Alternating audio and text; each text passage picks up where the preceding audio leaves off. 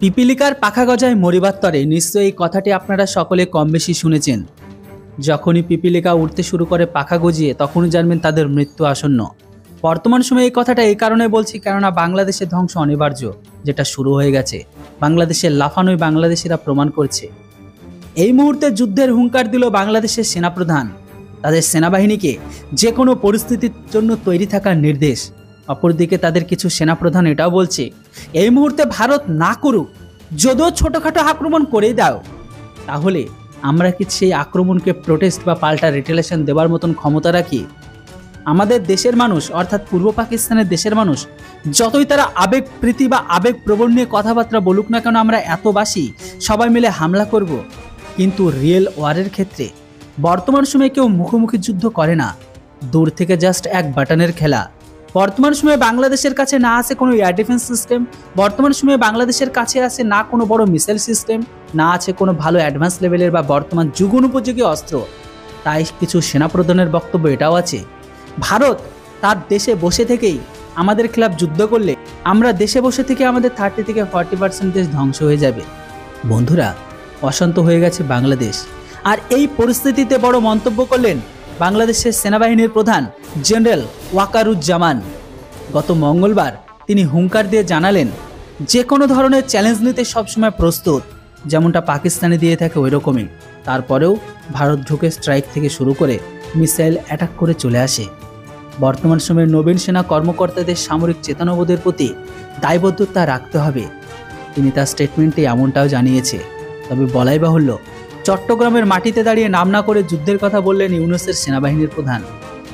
গত 6 আগস্ট বাংলাদেশে পতন হয়েছে, অর্থাৎ পূর্ব পাকিস্তানে পড়ে গেছে শেখ হাসিনার সরকার।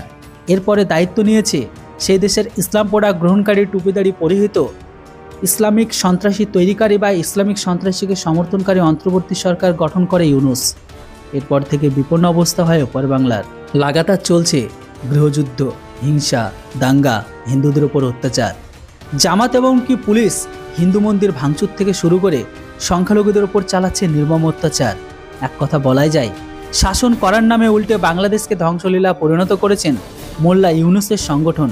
আর এবার তারই গোষ্ঠীর সেনাপ্রধান যুদ্ধের হুঙ্কার দিলেন। বলা বাহুল্য, হাসিনার পতনের পর থেকে বাংলাদেশের টালমাটাল অবস্থা, আর সেই সময় যুদ্ধে নামার কথা বললেও গোটা বিশ্বের কাছে কার্যগত স্রেফ হাসির খোরাকে পরিণত হলেন সেনাবাহিনীর প্রধান। কিছু মানুষের বক্তব্য এটাই আছে যে এত বড় দেশের সাথে আমরা বাদ দিলাম, শুধুমাত্র ভারতের মিসাইলের কথা ভাবলেই আমাদের প্যান্ট ভিজে যায়, লুঙ্গি ভিজে যায়। যুদ্ধ করার বাদ দিন, যুদ্ধ করার কথা বাদ দিন। ভারতের সেনাবাহিনীর পুরনো ব্রিটিশ আমলের ফাইটার প্লেন পাঠালেই আমরা সেটাকে কাউন্টার করতে পারবো না, লড়াই করব কি করে? অন্যদিকে সাম্প্রতিক সময়ে মোল্লা ইউনূস সরকার গ্রেপ্তার করেছে হিন্দু গুরু চিন্ময় মহাপ্রভুকে, আর তা নিয়ে পূর্ব পাকিস্তানের সরকার নিয়ে বেশ ক্ষুব্ধ ভারতও। শুধু তাই নয়, ওপার বাংলায় হিন্দুদের উপর চলা হিংসার ঘটনা নেমে এসেছে এপার বাংলার মানুষও। লাগাতার ভারত বিরোধিতা করার কারণে এপার বাংলার বাংলাদেশিদের নিয়ে ভারতীয়দের মনে একটি খুব খারাপ ছবি তৈরি হয়ে গেছে। সমস্ত বাংলাদেশিদের ঘৃণা করতে শুরু করেছে।